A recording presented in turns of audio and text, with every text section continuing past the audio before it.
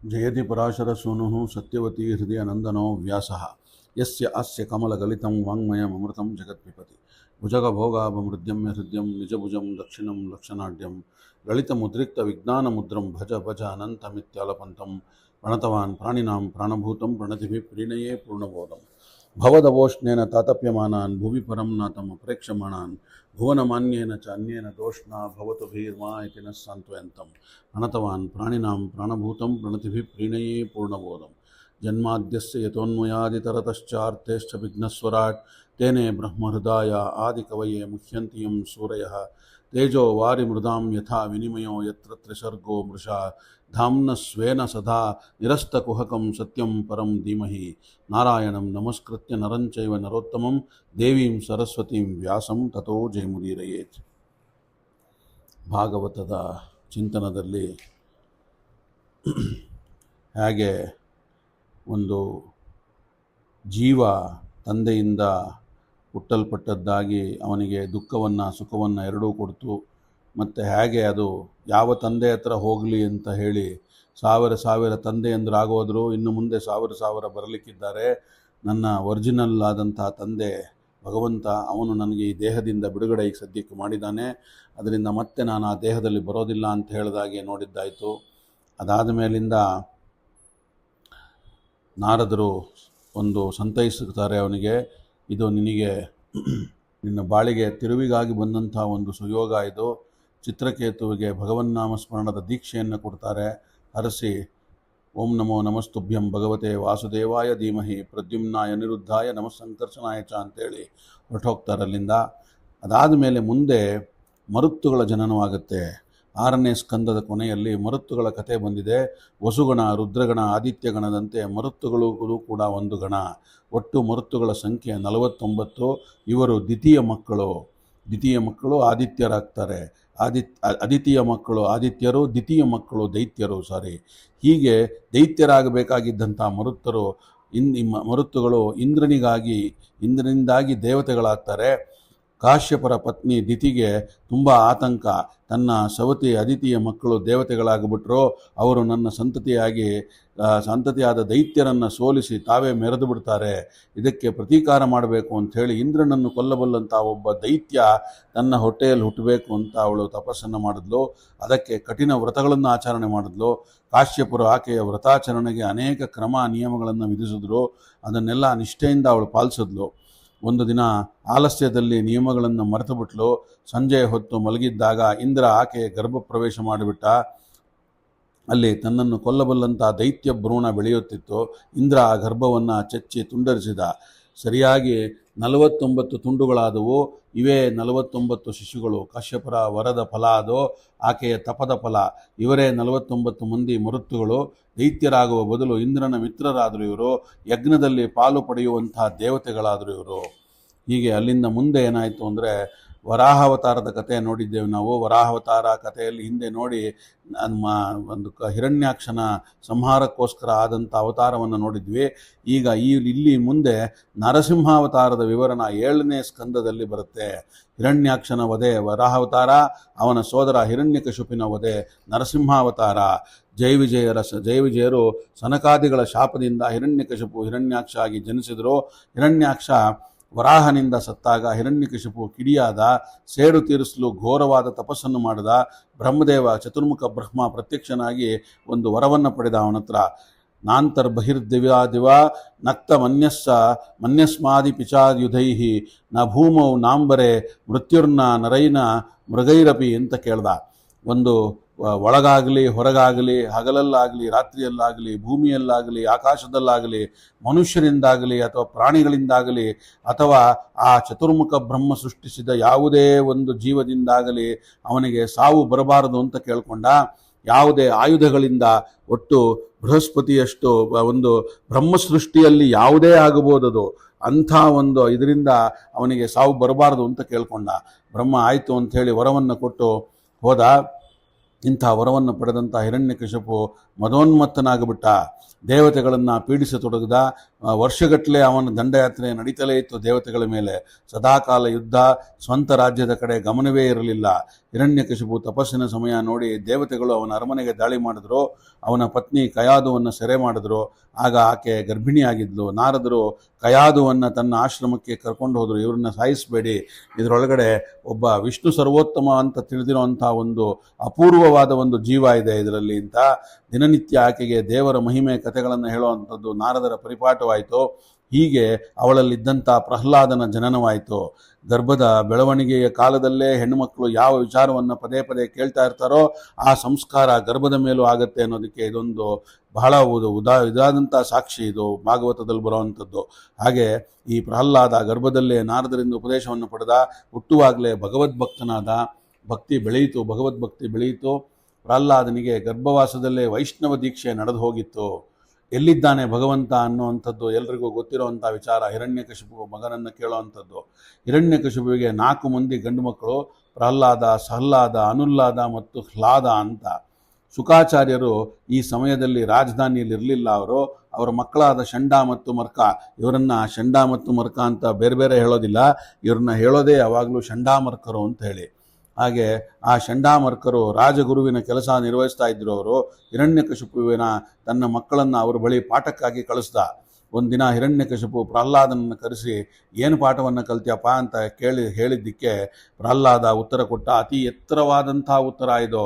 ಈ ಒಂದು ನವವಿಧ ಭಕ್ತಿಯಲ್ಲಿ 9ನೇ ವಿಧ, ಅತಿ ಶ್ರೇಷ್ಠವಾದಂಥ ಭಕ್ತಿ ಯಾವುದೋ ಅದನ್ನು ಹೇಳಿಬಿಟ್ಟ ಪ್ರಹ್ಲಾದ ತಂದೆಗೆ. ಶ್ರವಣಂ ಕೀರ್ತನಂ ವಿಷ್ಣೋಃ ಸ್ಮರಣಂ ಪಾದಸೇವನಂ ಅರ್ಚನಂ ವಂದನಂ ದಾಸ್ಯಂ ಸಖ್ಯಂ ಆತ್ಮನಿವೇದನಂ. ಆತ್ಮನಿವೇದನೆ ಮುಖ್ಯ. ಇಲ್ಲಿ ಎಲ್ಲರೂ ಭಕ್ತಿಯನ್ನು ಮಾಡ್ತಾರೆ, ಆದರೆ ಆತ್ಮನಿವೇದನೆ ಅನ್ನುವಂಥದ್ದು ಅತ್ಯಮೋಘವಾದಂಥ ಭಕ್ತಿ ರೂಪ. ಅದು ತನ್ನನ್ನು ತಾನು ಸಂಪೂರ್ಣವಾಗಿ ಸರೆಂಡರ್ ಮಾಡ್ಕೊಂಡ್ಬಿಡೋದು ಭಗವಂತನಿಗೆ. ಅದರಿಂದ ದಾಸ್ಯಂ, ದಾಸನಾಗಿ ಇದನ್ನೇ ಆಂಜನೇಯ ಈ ಒಂದು ರಾವಣ ಯಾರು ನೀನು ಅಂತ ಕೇಳಿದಾಗ ನೋಡಿ, ಇಲ್ಲಿ ಹಿರಣ್ಯಕಶಿಪುವಿಗೆ ಪಾಠ ಕಲಿಸೋಕ್ಕೆ ಪ್ರಹ್ಲಾದ ಬಂದಿದ್ರೆ, ಅಲ್ಲಿ ರಾವಣನಿಗೆ ಆಂಜನೇಯ ಹೋಗಿದ್ದ. ಯಾರು ನೀನು ಅಂತಂದರೆ ಅವನು ನಾನು ಯಾರು ಅಂತ ಹೇಳಲೇ ಇಲ್ಲ. ಅವನು ಆಂಜನೇಯ ಈ ಥರ ನನ್ನ ಹೆಸರು ಅಂತಲೂ ಹೇಳಲಿಲ್ಲ. ಅವನು ಹೇಳಿದ್ದು ಒಂದೇ ಮಾತು, ದಾಸೋಹಂ ಕೌಸಲೇಂದ್ರಸ್ಯ ಅಂತ ಹೇಳ್ದ. ಕೌಸಲೆಯ ಜ್ಯೇಷ್ಠ ಪುತ್ರನಾದ ರಾಮಚಂದ್ರನ ದೂತ, ದಾಸ ನಾನು ಅಂತ ಹೇಳ್ಬಿಟ್ಟ. ಹೀಗೆ ಅವನ ಒಂದು ಅದೇ ತರಹವೇ ಇಲ್ಲಿ ಶ್ರವಣಂ ಕೀರ್ತನಂ ವಿಷ್ಣೋಃ ಸ್ಮರಣಂ ಪಾದಸೇವನಂ ಅರ್ಚನಂ ವಂದನಂ ದಾಸ್ಯಂ ಸಖ್ಯಮಾತ್ಮನಿವೇದನಂ ಇತಿ ವಂಸಾತ್ ಪಿತಾ ಭಕ್ತಿಶ್ಚೇನ್ನವಲಾಕ್ಷಣ ಕ್ರಿಯತೆ ಭಗವದ್ಭಕ್ತ್ಯ ತನ್ಮಾಧ್ಯೇತಿ ದೀತಮುತ್ತಮಂ ಅಂತ. ಭಗವಂತನ ಮಹಿಮೆ ಕೇಳಬೇಕು, ಕೇಳಿ ಹಾಡಬೇಕು. ಮನಸ್ಸು ಭಗವಂತನ ಗುಣಗಳನ್ನೇ ನೆನೀತಾ ಇರಬೇಕು. ಭಗವಂತನ ಒಂದು ಭಾಗವತರಂಥ ಪಾದಸೇವೆ ಮಾಡಬೇಕು, ಅವನನ್ನು ಪೂಜೆ ಮಾಡಬೇಕು, ಅವನಿಗೆ ಎರಗಬೇಕು, ಕೊನೆಗೆ ಅವನ ದಾಸನಾಗಿ ಬದುಕಬೇಕು. ಆತ್ಮೀಯ ಗೆಳೆಯನಂತೆ ಭಗವಂತನಲ್ಲಿ ಸರಸವಾಡಬೇಕು.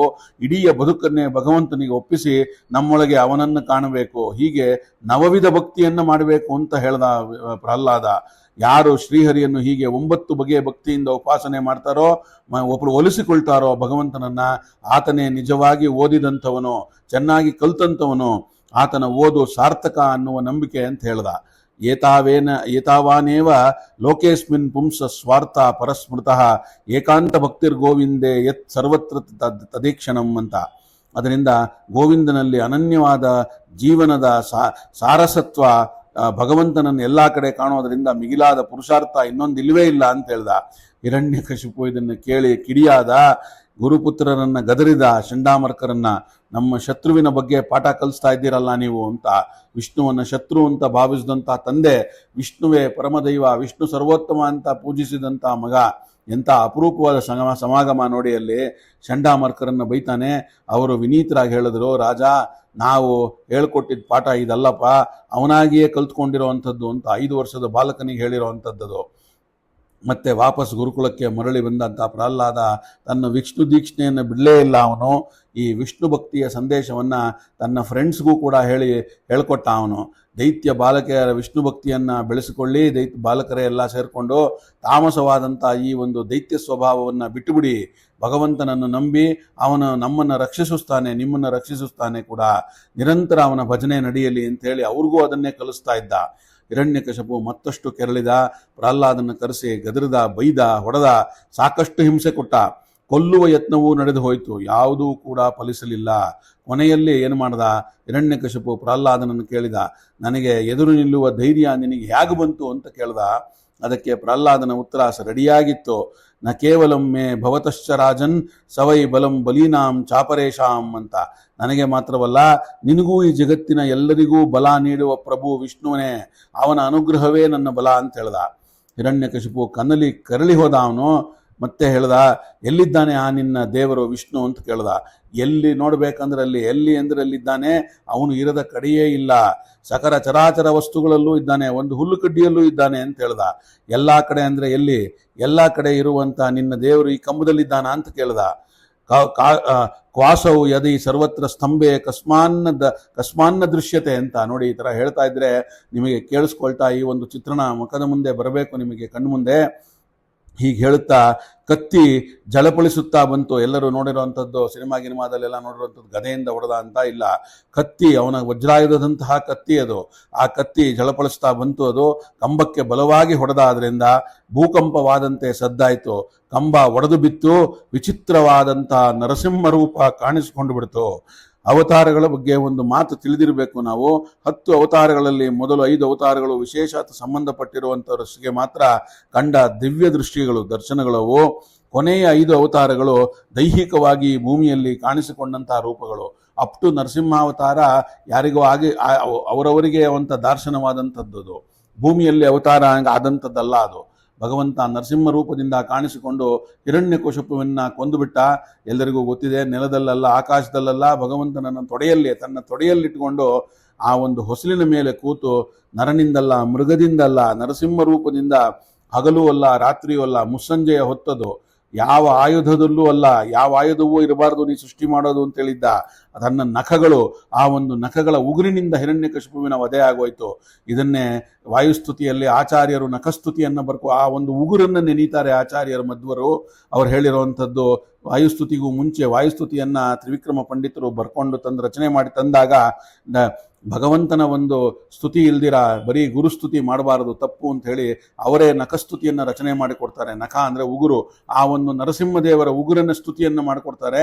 ಪಾನ್ಪಸ್ಮಾನ್ ಪುರುಹೂತ ವೈರಿ ಬಲವನ್ ಮಾತಂಗ ಮಾಧ್ಯಗತಾತ್ ಕುಂಭೋಚ್ಚಾದ್ರಿ ವಿಪಾಟನಾದಿಕಪಟು ಪ್ರತ್ಯೇಕ ವಜ್ರಾಯಿತ ಅಂತ ಹೇಳ್ತಾರೆ. ವಜ್ರದಂತಹ ಉಗುರದು ಅಂತ. ಹಾಗೆ ಆ ಉಗ್ರ ರೂಪವನ್ನು ಕಂಡಂತ ದೇವತೆಗಳು ಹೆದರುಬಿಟ್ರು. ಪುಟ್ಟ ಹುಡುಗ ಪ್ರಹ್ಲಾದನನ್ನು ಮುಂದೆ ಮಾಡಿ ದೇವರನ್ನ ಒಲಿಸಿಕೋ ಅಂತ ಹೇಳಿದ್ರು. ಆ ದೇವತೆಗಳಿಗೂ ಕೂಡ ಧೈರ್ಯವಿರಲಿಲ್ಲ ನರಸಿಂಹದೇವರ ಹತ್ರ ಹೋಗೋದಕ್ಕೆ. ಒಂದು ಕ್ಷಣ ಲಕ್ಷ್ಮೀ ದೇವಿಗೂ ಒಂಥರ ಹಿಂಜೇರು ಹೊಡೆದ್ಬಿಟ್ಲು.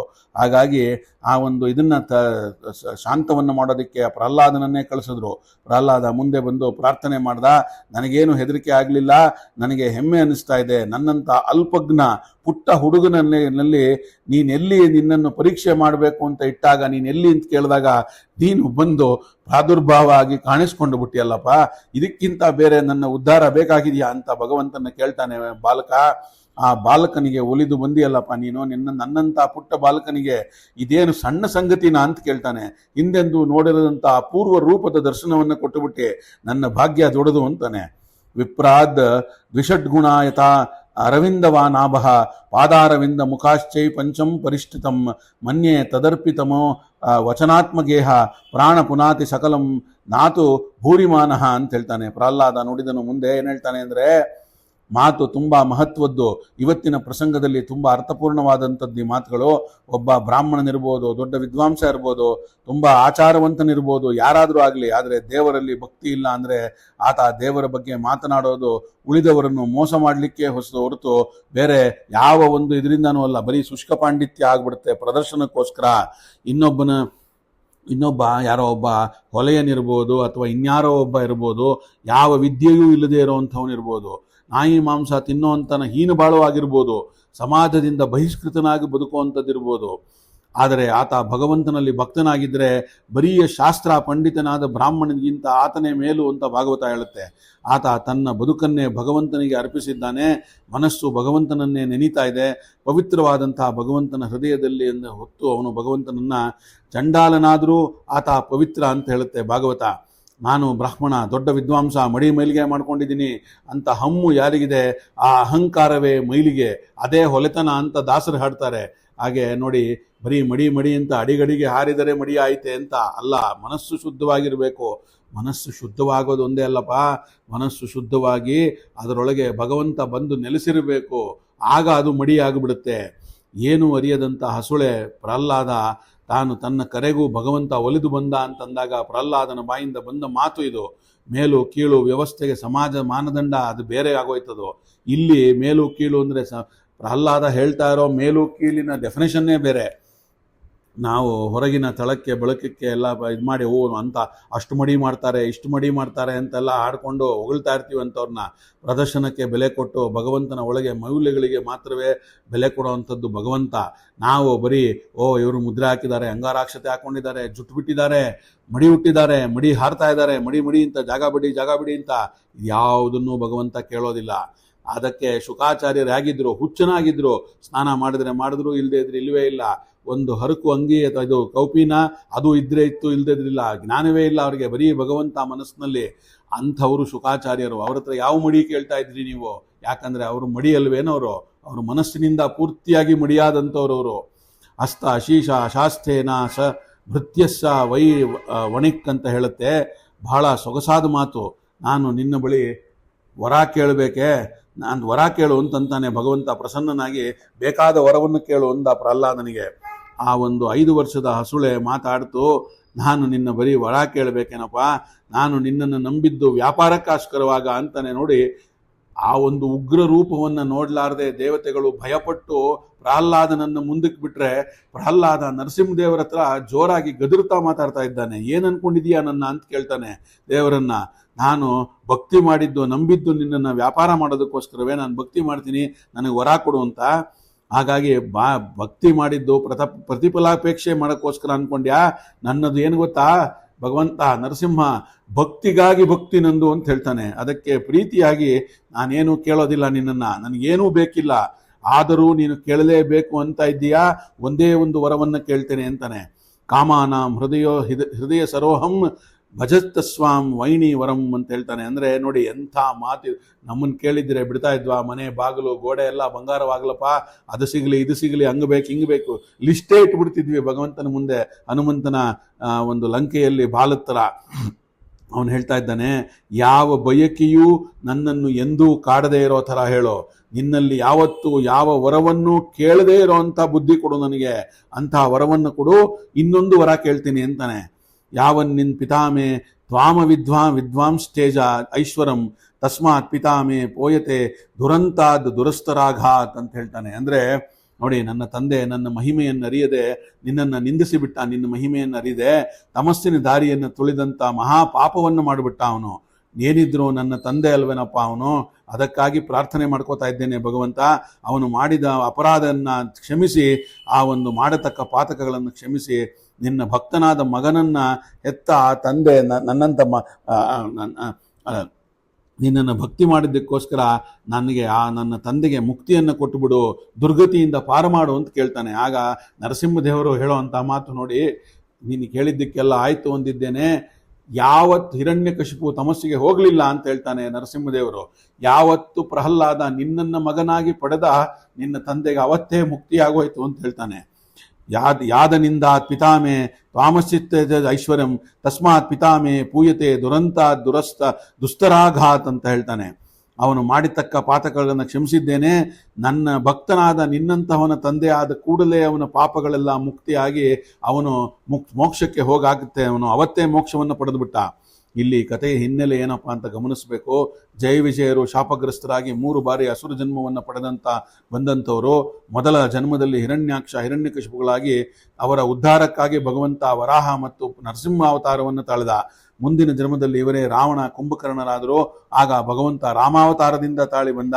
ಅನಂತರ 3ನೇ ಜನ್ಮದಲ್ಲಿ ಶಿಶುಪಾಲ ದಂತವಕ್ರರಾಗಿ ಬಂದಾಗ ಭಗವಂತ ಕೃಷ್ಣನಾಗಿ ಬಂದು ಇವರನ್ನು ಉದ್ಧಾರ ಮಾಡುವಂತಹ ಭಗವತ್ ಅವತಾರದ ಉದ್ದೇಶ ಅದು ಒಂದು ಸಂಹಾರದ ಮುಖದಿಂದ ಉದ್ಧಾರ. ಅದು ಇವರು ಜನ್ಮತಃ ಅಸುರರಾದರೂ ಸ್ವಭಾವತಃ ದೇವತೆಗಳೇ ಅಲ್ವೇ. ಅದರಿಂದ ಆ ಪ್ರಹ್ಲಾದನ ಪ್ರಾರ್ಥನೆಗೆ ಭಗವಂತ ಅಸ್ತು ಹೊಂದಿದ್ದಾಗಿದೆ.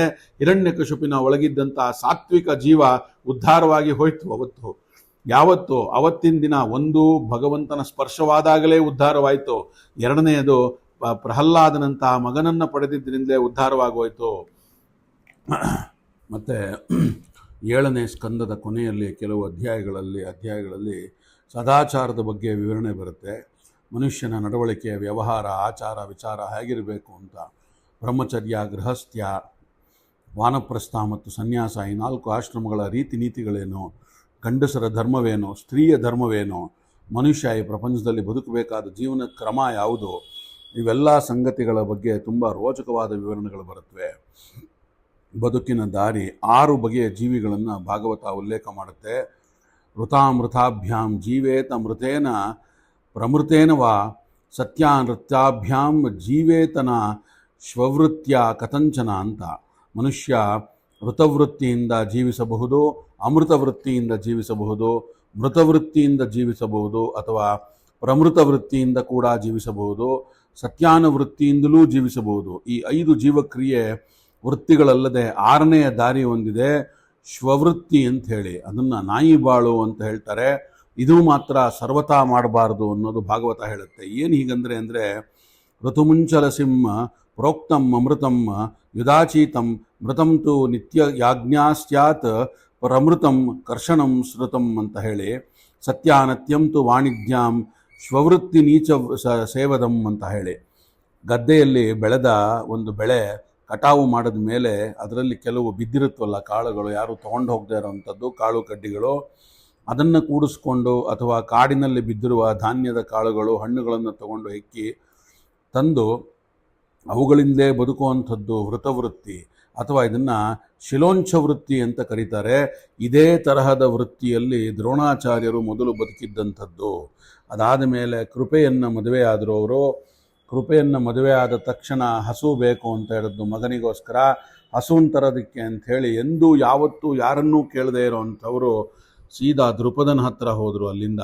ಅಂದರೆ ಇಂಥ ಸಂಸಾರ ಅನ್ನೋದು ಎಂಥ ಪಾಪಕೂಪಕ್ಕೆ ತಳ್ಳುತ್ತೆ ಅನ್ನುವಂಥದ್ದು. ಅದಾದ ಮೇಲಿನ ಕತೆ ಎಲ್ರಿಗೂ ಗೊತ್ತಿದೆ. ದುರ್ಯೋಧನನ ಮನೆಯಲ್ಲಿ ಅಣ್ಣದ ಋಣಕ್ಕೆ ಬಿದ್ದೋದ್ರು ದ್ರೋಣಾಚಾರ್ಯರು. ಶಿಲೋಂಚ ವೃತ್ತಿಯನ್ನು ಮಾಡಿ ಬದುಕ್ತಾ ಇದ್ದಂಥವರು ಅನ್ನದ ಋಣಕ್ಕೆ ಬಿದ್ದುಬಿಟ್ರು ದುರ್ಯೋಧನನ ಮನೆಯಲ್ಲಿ. ಹೀಗೆ ಇದನ್ನು ಶಿಲೋಂಚ ವೃತ್ತಿ ಅಂತಾರೆ, ಹಾಗೆ ಅಥವಾ ಉಂಚಶಿಲ ಅಂತ ಕರೀತಾರೆ, ಅದನ್ನು ಹೇಳ್ತಾರೆ. ಅದಕ್ಕೆ ನೆಕ್ಸ್ಟ್ ಬರೋವಂಥದ್ದು ಅಮೃತ ವೃತ್ತಿ ಅಂತ. ಅಂದರೆ ಅನ್ನಕ್ಕಾಗಿ ಯಾರನ್ನು ಬೇಡದೀರಾ ಕೇಳದಿರಾ ಅತಿಚಿತವಾಗಿ ದೊರಕಿದ್ದನ್ನು ಏನು ಸಿಗುತ್ತೋ ಅದನ್ನು ತಿನ್ನೋದು ಬದುಕುವಂಥದ್ದು.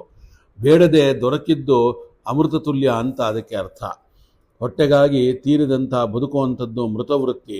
ಪ್ರತಿ ಬಾರಿಯೂ ಇನ್ನೊಬ್ಬರ ಮುಂದೆ ಕೈಯೊಡ್ಡಬೇಕಾದ ದೈನ್ಯದ ಅವಮಾನದ ಸಾವು ಅದು.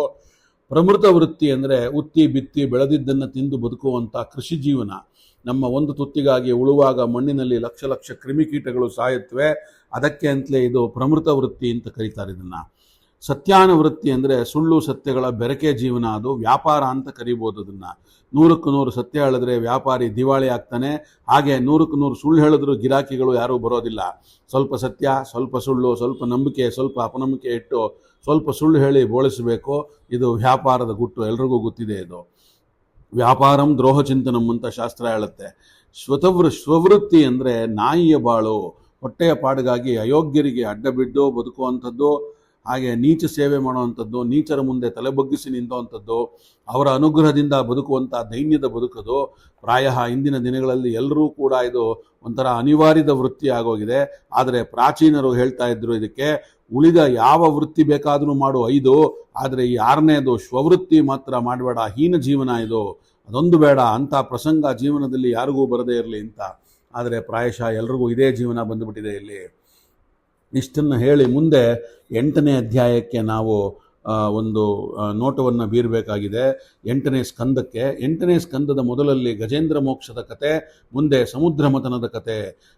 ಸಮುದ್ರ ಮಥನ ಅಂದರೆ ಅದಕ್ಕೊಂದು ದೊಡ್ಡ ಆಧ್ಯಾತ್ಮದ ಅರ್ಥ ಇದೆ. ಅದೇನು ಅಂತ ನೋಡ್ತಾ ಹೋಗೋಣಂತೆ. 14 ಮಂದಿ ಮನುಗಳಲ್ಲಿ ತಾಪಸಮನು ಅನ್ನುವಂಥವನು ಹೆಸರಾಂತ ಹೆಸರಿನ ಒಬ್ಬ ಭಗವಂತನ ಅವತಾರದ ಉಲ್ಲೇಖ ಹಿಂದೆ ಬಂದಿತ್ತು. ಈ ಒಂದು ತಾಪಸ ರೂಪದಲ್ಲೇ ಇದ್ದಂಥವನು, ಅವನು ಗಜೇಂದ್ರ ಮೋಕ್ಷ ಅಲ್ಲಿಂದ ನಡೀತಾ ಹೋಗುತ್ತೆ ಅಂತ ಶಾಸ್ತ್ರಕಾರರ ಅಭಿಪ್ರಾಯ ಇಲ್ಲಿ. ಹಾಗೆ ಏನಾಗುತ್ತೆ, ಈ ಒಂದು ಗಜೇಂದ್ರ ಮೋಕ್ಷ ನೋಡಿ, 2 ಶ್ಲೋಕಗಳಲ್ಲಿ ಹಿಡಿದಿಟ್ಟಿರುವಂಥದ್ದು ಭಾಗವತ. ಇದನ್ನು ದಿನ ಬೆಳಗ್ಗೆ ಎದ್ದಾಗ ತಕ್ಷಣವಾಗಿ ರಾತ್ರಿ ಮಲಗುವಾಗ ಹೇಳುವಾಗ ಸಂಸಾರ ಸಾಗರದಿಂದ ಬಿಡುಗಡೆ, ಮತ್ತು ಯಾವ ಒಂದು ದುಸ್ವಪ್ನಗಳು ಯಾವ ಥರದ್ದೂ ಆಗದೇ ಇರೋವಂಥದ್ದು, ಮತ್ತು ಒಂದು ಅಂತ್ಯಕಾಲದಲ್ಲಿ ಭಗವಂತನ ಸ್ಮರಣೆ ಆಗೋ ಸಾಧ್ಯತೆ ಇರೋವಂಥ ಒಂದು ಅತ್ಯಮೋಘವಾದಂಥ ಶ್ಲೋಕ. ಈ 2 ಶ್ಲೋಕಗಳು ಇಡೀ ಗಜೇಂದ್ರ ಮೋಕ್ಷವನ್ನು ಇದರಲ್ಲಿ ಹಿಡಿದಿಟ್ಟಿರೋವಂಥದ್ದು ಆಗಿದೆ ಭಾಗವತ. ಅದು ನೋಡಿ ಈ ಥರ ಬರುತ್ತೆ, ಬೇಕಾದ್ರೆ ಬರ್ಕೊಂಡಿಟ್ಕೊಳ್ಳಿ. ಇದನ್ನು ಪ್ರತಿದಿನ ಬೆಳಗ್ಗೆ ಎದ್ದ ತಕ್ಷಣ ನಾವು ಯಾವಾಗ ಕರಾಗ್ರೆ ವಸತೆ ಶುರು ಮಾಡ್ತೀವಿ ಆಗ ತಕ್ಷಣ ಇದನ್ನು ಹೇಳಿ, ರಾತ್ರಿ ಮಲಗುವಾಗ ಎಲ್ಲ ಕೃಷ್ಣಾರ್ಪಣವನ್ನು ಮಾಡಿ ಇದನ್ನು ಹೇಳಿ ಮಲಗಿದ್ರೆ ಭಾಳ ಅತ್ಯುತ್ತಮವಾದಂಥ ಒಂದು ನಿದ್ದೆ ಬರುವಂಥದ್ದು, ಯಾವ ದುಸ್ವಪ್ನ ಆಗದೇ ಇರೋವಂಥದ್ದು, ಕೊನೆಗೆ ಕಳೆಗಾಲದಲ್ಲಿ ಭಗವನ್ನಾಮ ಸಂಕೀರ್ತನೆಗೂ ಕೂಡ ಪ್ರಾಪ್ತಿಯಾಗುವಂಥ ಸಾಧ್ಯತೆ. ಆ ಶ್ಲೋಕಗಳು ಈ ಥರ ಬರುತ್ತೆ. ಅಂತಃಸುರಸರು ಬಲೇನ ಪದೇ ಗೃಹೀತೋ ಗ್ರಾಹೇಣ ಯಾತಪತಿ ನಂಬುಜ ಹಸ್ತ ಅರ್ಥಃ ಅಹೇದ ಮಾದಿ ಪುರುಷಾಖಿಲ ಲೋಕನಾಥ ತೀರ್ಥಶ್ರವ ಶ್ರವಣ ಮಂಗಲ ನಾಮಧೇಯ ಸ್ಮೃತ್ವಾ ಹರಿಸ್ತಾ ಮರಣಾರ್ಥಿ ನಾಮ ಅಪ್ರಮೇಯ ಚಕ್ರಾಯುಧ ಪತಕರಾಜ ಭುಜಾದಿರೂಢ ಚಕ್ರೇಣ ನಕ್ರವದನಂ ವಿನಿಪಾಟ್ಯ ತಸ್ಮಾತ್ ಹಸ್ತೆ ಪ್ರಗ್ರಹ್ಯ ಭಗವಾನ್ ಕೃಪಯೋಜ್ಯಹಾರ ಅಂತ ಹೇಳಿ ಇನ್ನೊಮ್ಮೆ ಹೇಳ್ತೀನಿ, ಬರ್ಕೊಂಬಿಡಿ ಇದನ್ನು. ಅಂತಃಸ್ವರಸರು ಬಲೇನ ಪದೇ ಗೃಹೀತೋ ಗ್ರಾಹೇಣ ಯೂತಪತಿ ಅಂಬುಜ ಹಸ್ತ ಅರ್ಥಃ ಅಹೇದ ಮಾದಿ ಪುರುಷಾಖಿಲ ಲೋಕನಾಥ ತೀರ್ಥಶ್ರವ ಶ್ರವಣ ಮಂಗಲ ನಾಮಧೇಯ ಸ್ಮೃತ್ವಾ ಹರಿಸ್ತಾ ಮರಣಾರ್ಥಿ ನಾಮ ಅಪ್ರಮೇಹ ಚಕ್ರಾಯುಧ ಪತಕರಾಜ ಭುಜಾದಿರೂಢ ಚಕ್ರೇಣ ನಕ್ರವದನಂ ವಿನಿಪಾಟ್ಯ ತಸ್ಮಾತ್ ಹಸ್ತೆ ಪ್ರಗ್ರಹ್ಯ ಭಗವಾನ್ ಕೃಪಯೋಜ್ಯಹಾರ. ಇದು ಬರೀ ಆನೆ, ಕಾಡಾನೆ ಅಲ್ಲ, ಇದು ಇಂದ್ರದ್ಯುಮ್ನೆಂಬ ಪಾಂಡ್ಯ ರಾಜ ಇವನು. ಅಗಸ್ತ್ಯರ ಶಾಪದಿಂದ ಆನೆಯಾದ ದೊಡ್ಡ ವಿದ್ವಾಂಸ ಇವನು, ಹಿರಿಯ ವಿಷ್ಣು ಭಕ್ತ. ಆನೆಯ ಜನ್ಮ ಬಂದರೂ ಆ ಒಂದು ಜ್ಞಾನ ಭಕ್ತಿ ಮಾಸಿರಲಿಲ್ಲ, ಪೂರ್ವಜನದ ಸ್ಮೃತಿ ಹಸಿರಾಗಿತ್ತು. ಅದರಿಂದಲೇ ಕೊನೆಗೆ ಕಾಲು ಹಿಡಿದಾಗ ಭಗವಂತನ ನೆನಪಾಯಿತು, ಭಗವಂತನಿಂದ ಉದ್ಧಾರ ಆದ. ಹೀಗೆ ಇದು 4ನೆಯ ತಾಪಸ ಮನ್ವಂತರದಲ್ಲಿ ನಡೆದಂಥ ಕತೆ ಎಲ್ರಿಗೂ ಗೊತ್ತಿದೆ, ಆ ಗಜೇಂದ್ರ ಮೋಕ್ಷ. ಆದರೆ ಇದರದ್ದೊಂದು ಆಧ್ಯಾತ್ಮದ ಅನುಸಂಧಾನ ಒಂದೇ ಒಂದು ಮಾಡಿಬಿಡೋಣ. ಈ ಒಂದು ಗಜೇಂದ್ರ ಮೋಕ್ಷವೇ ಅಂದರೆ ಈಗ ಎಲ್ಲರೂ ನಾವುಗಳೇ ಈ ಆನೆ, ಮದ್ದಾನೆ ಆಗಿರೋವಂಥದ್ದು.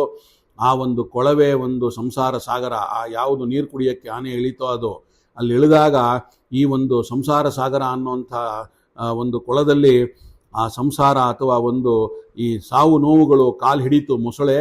ಆ ಆನೆಗೆ ನಮ್ಮ ಕಾಲು ಹಿಡಿದಿದೆ.